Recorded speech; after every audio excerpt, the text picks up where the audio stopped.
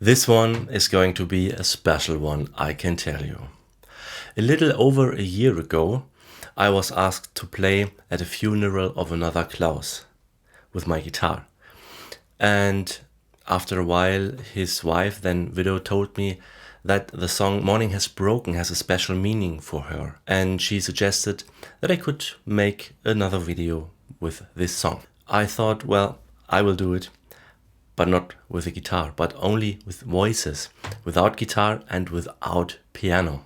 So regarding this context, I wanted the song to be warm-hearted, hugging with sound. And my idea was to build it up from the first part to the third part and then do something special with the fourth part. The song is recorded without any reverb.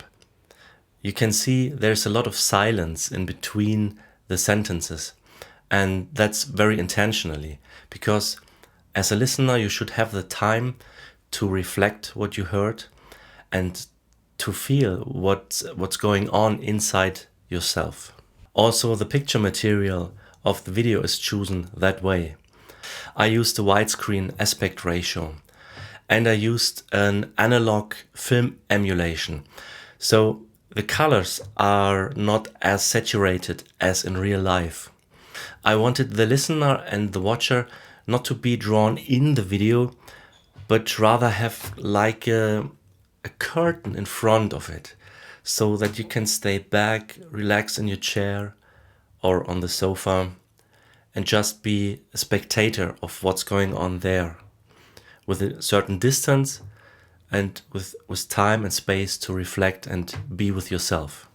Now, the first part, I chose the main melody, of course, and it sang at the right pitch, but there are two different voices accompanying the melody, but in a special way. Sometimes the accompaniment is higher as the original melody, sometimes it's lower, and so the two voices kind of floating around the main voice, and that's kind of interesting effect for me.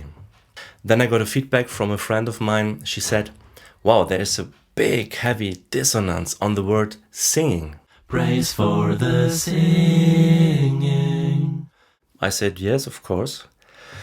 And as I said it, my mind was drawn back to my childhood, to the first or second year of school.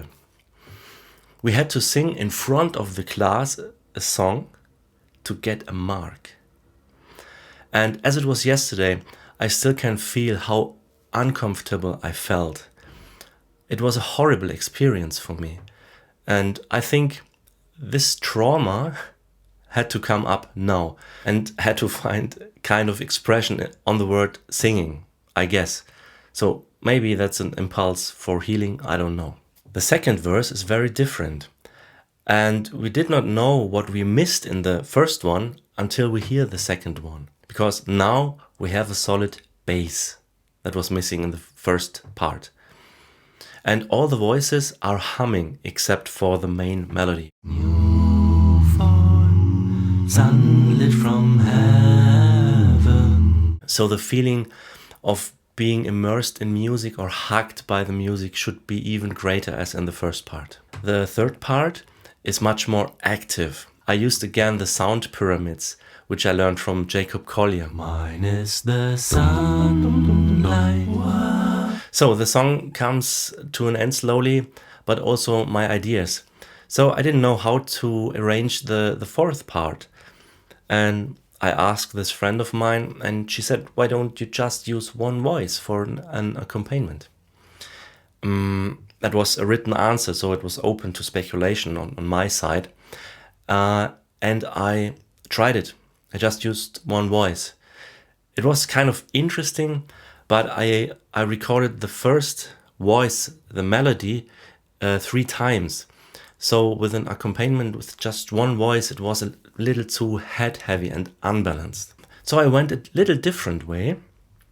I used in total 7 different voices, but I let them sing one single note throughout the whole fourth part. And I let them sing just the title of the song, which is Morning Has Broken, but in a different rhythm each. And I sent it to my friend and she said, wow, that reminds me on church bells. Okay, I reflected that a little bit, and that's true, of course.